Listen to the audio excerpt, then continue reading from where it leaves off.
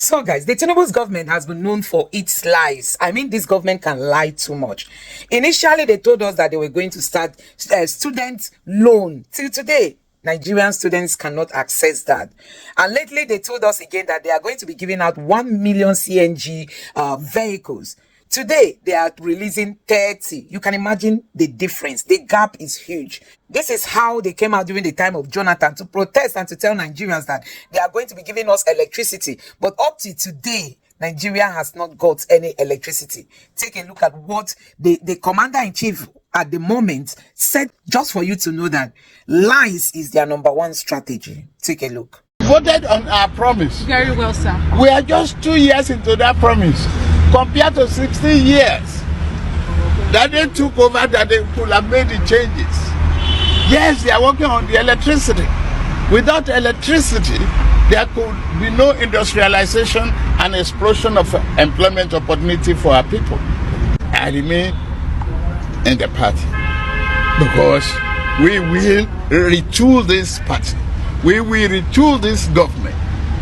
A damage of over 60 years and 16 years of misgovernance cannot be turned around overnight. Let's hang on to hope. There's nothing more effective that can drive you, better than hope and belief in a positive tone.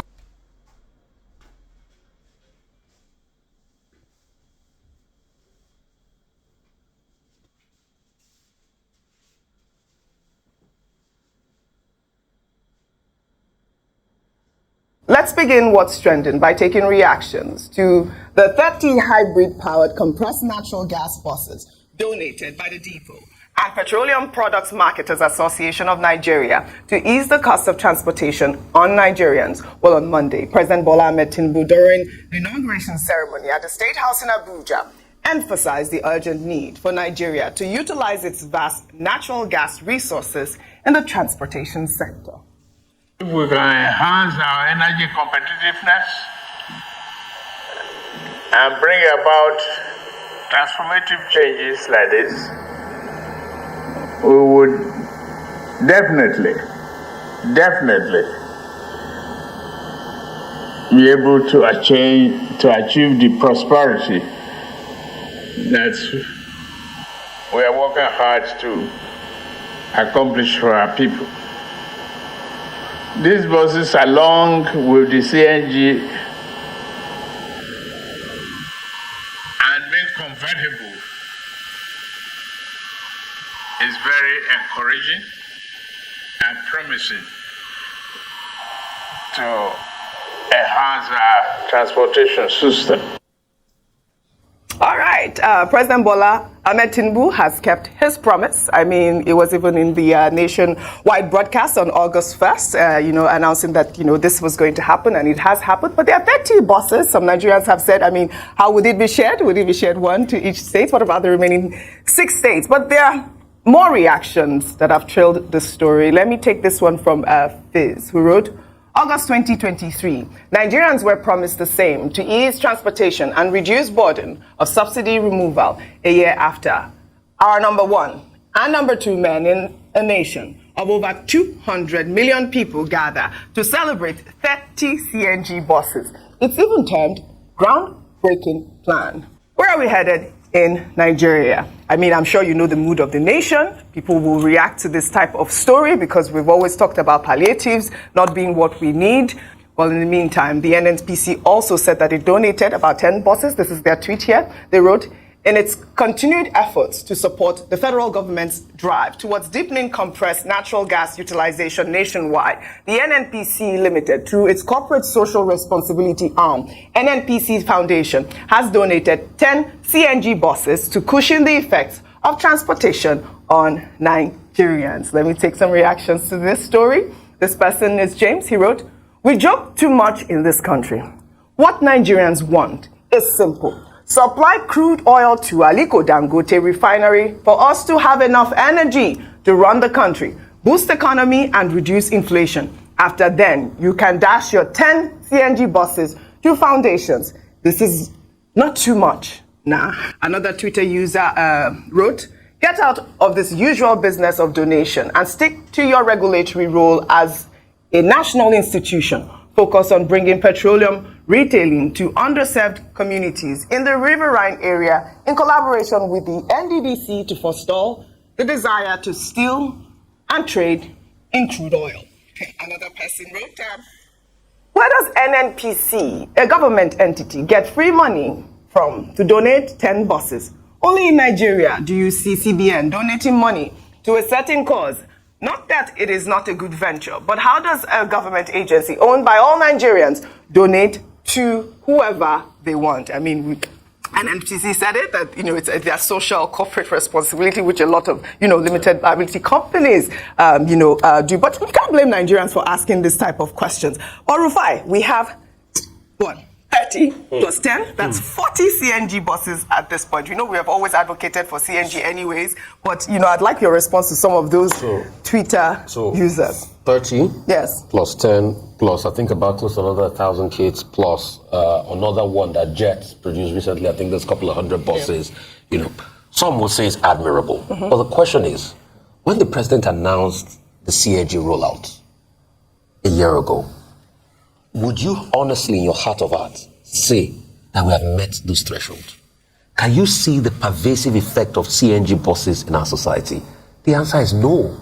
It's trickles. For a country, if my stat serves me right, that has close to over 10 million cars on the road and all of that, if my memory serves me right, or close to that level, or close to that number, I don't know, maybe between 5 to 10 million threshold of cars on the road, and you're having about 5,000, it's not going to do so much. So what they can also do is, number one, ensure the full value chain.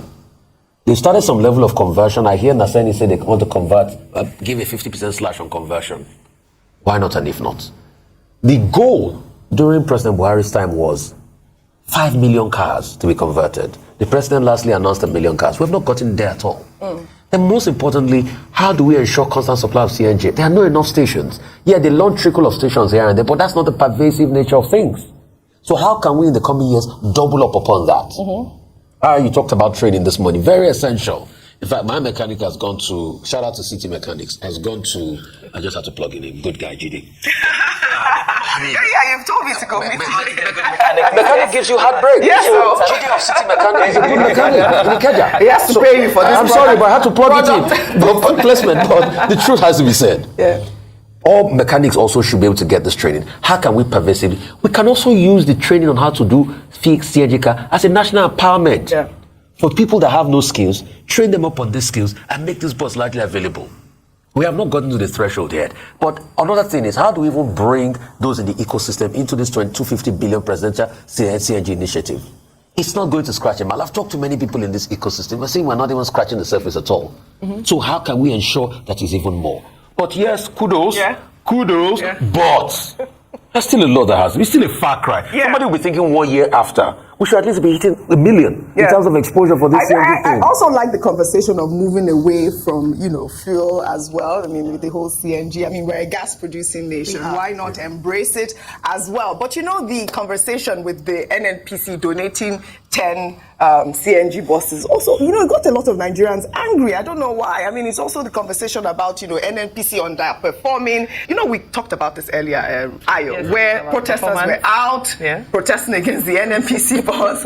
Meanwhile, President Bola Tinubu has also been advised by the Conference of Nigeria Political Parties to sack the chief executive of the Nigerian petroleum company, Mele Kyari, over allegations of subsidy scams, importation of substandard petroleum products, and the mismanagement of the Port Harcourt refinery. Well, in a statement signed by the Deputy National Publicity Secretary, the CNPP said it is time to hold NNPC Limited accountable by immediately suspending Mele Kyari and independently probing the subsidy scam and other allegations in the Nigeria's upstream and downstream oil sectors to save the economy and minimize hunger. This is a coalition of political parties, so it's not like it's one particular party calling for the, removal or suspension, at least that's what they're calling, so that, the investigation can continue. And I think, they are speaking the minds of a lot of Nigerians that are calling for his suspension at this time.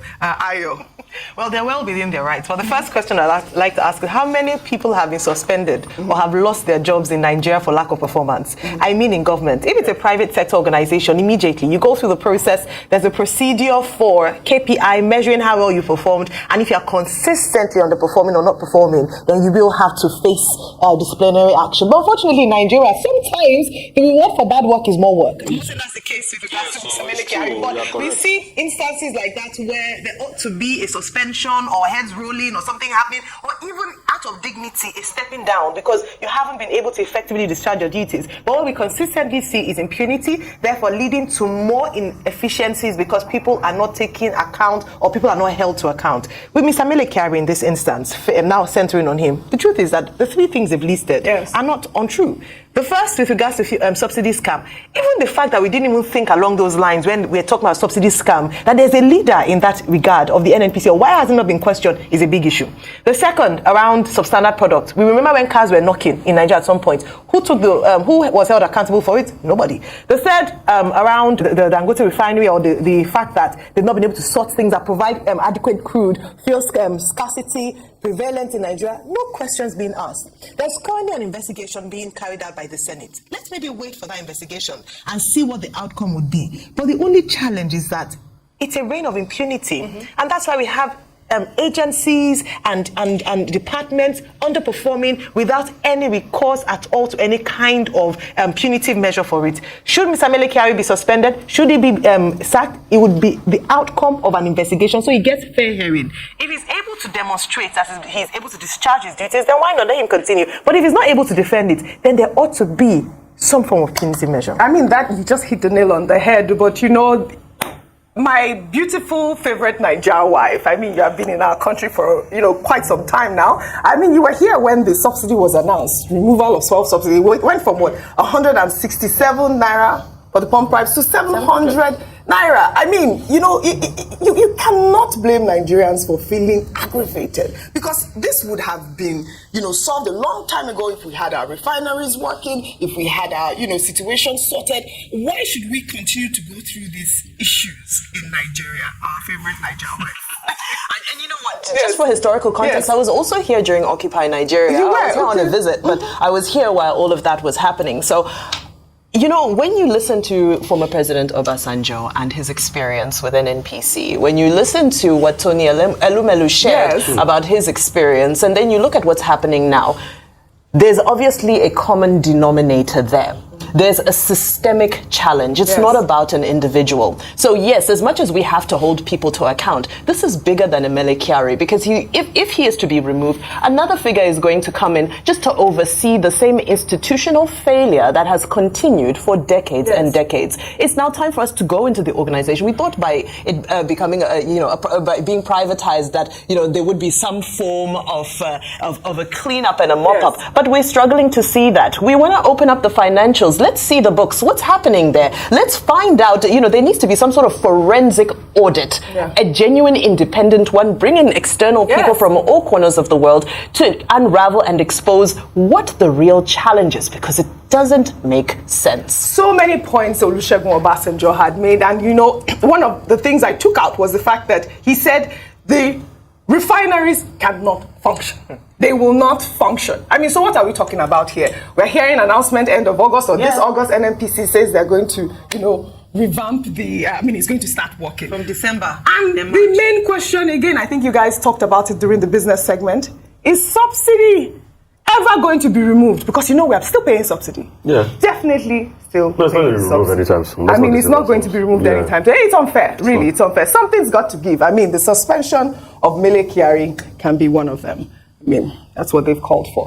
Well, meanwhile, the presidency has reacted to the controversy over the 570 billion naira announced by President Bola Ahmed Tinubu during the nationwide broadcast on August 4th, which he said had been released to 36 states to expand livelihood support to their citizens. Some governors, including Oyo State Governor Seyi Makinde, had contradicted the president, saying that the money was not directly from the federal government, but a World Bank loan. Well, the senior special assistant to the president on media and publicity, Temitope Ajayi, in response, said that the status of the fund should not be the focus, but rather how the money can assist in the country's development. Well, the Oyo State governor had described the president's statement on the issue as yet another case of misrepresentation of facts. Makinde said the funds were part of the World Bank-assisted NG Cares project, a program for results intervention, whereby states had to use their money in advance to implement the program,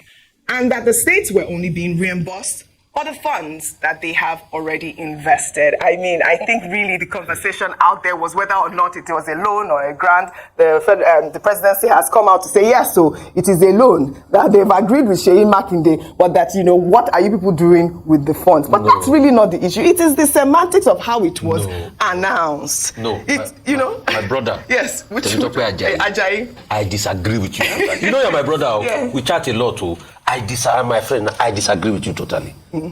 How did the president announce it?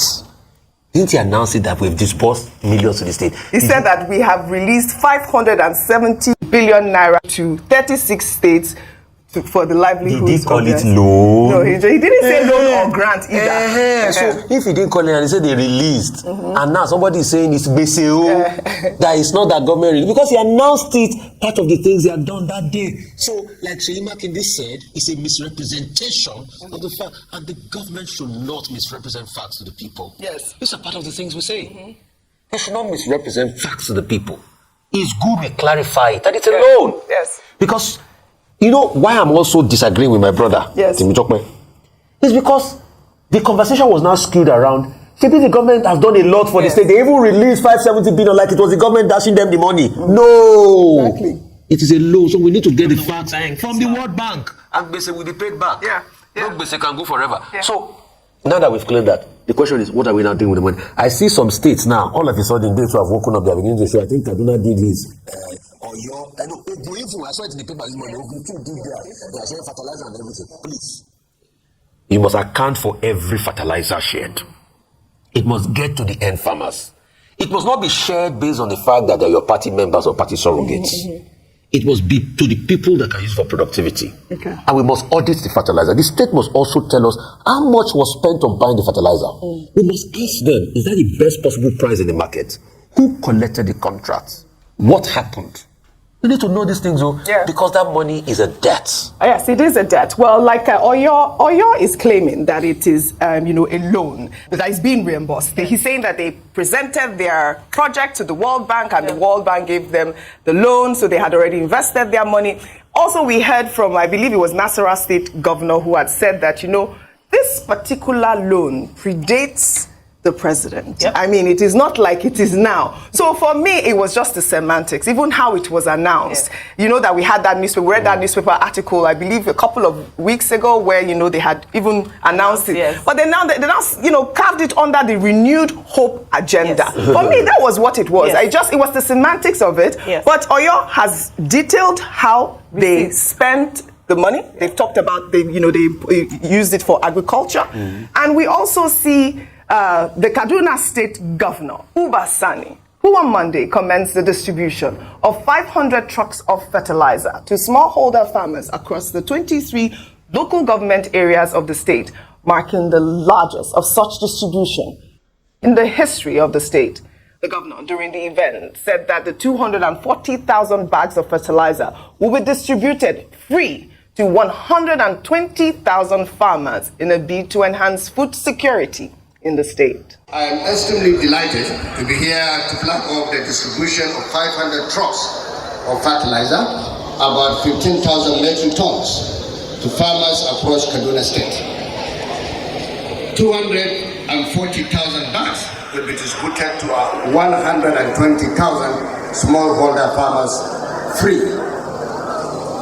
Today marks a significant milestone in our journey toward the revitalization of the agricultural sector and ensuring food security in Kaduna State. All right, now we are seeing a state governor who is performing. I mean, he has said that he's distributing this fertilizer to 120,000 farmers for free.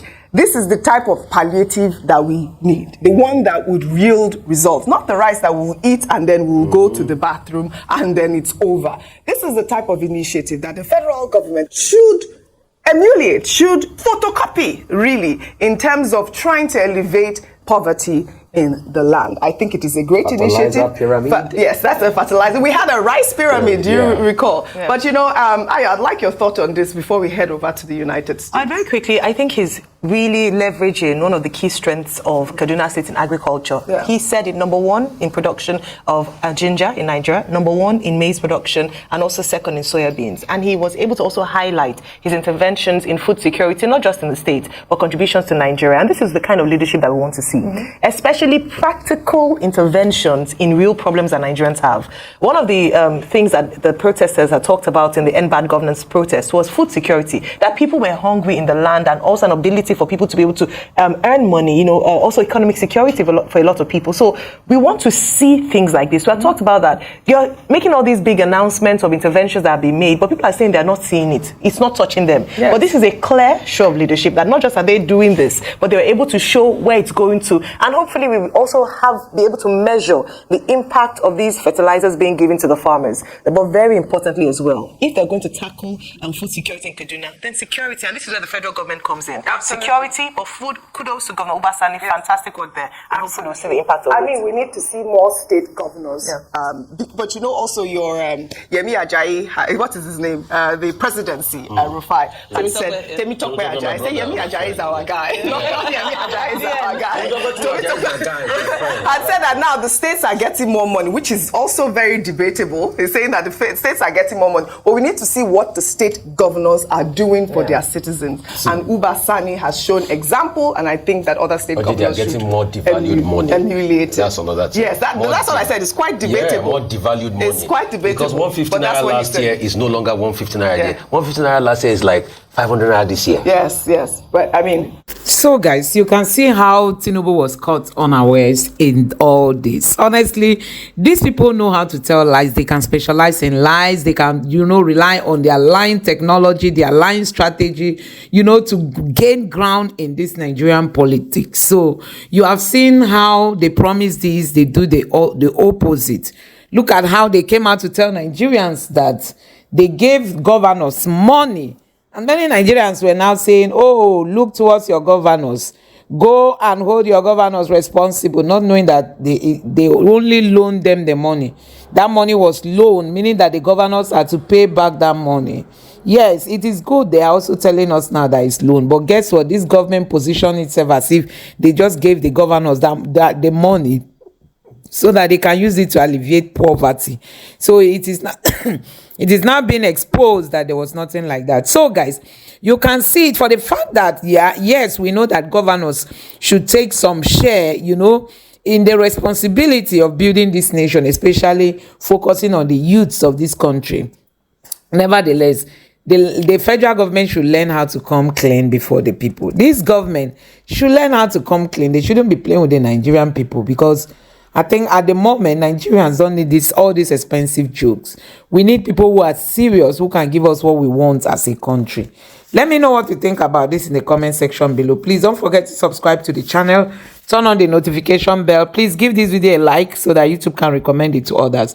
Drop your thoughts in the comment section below. Thank you.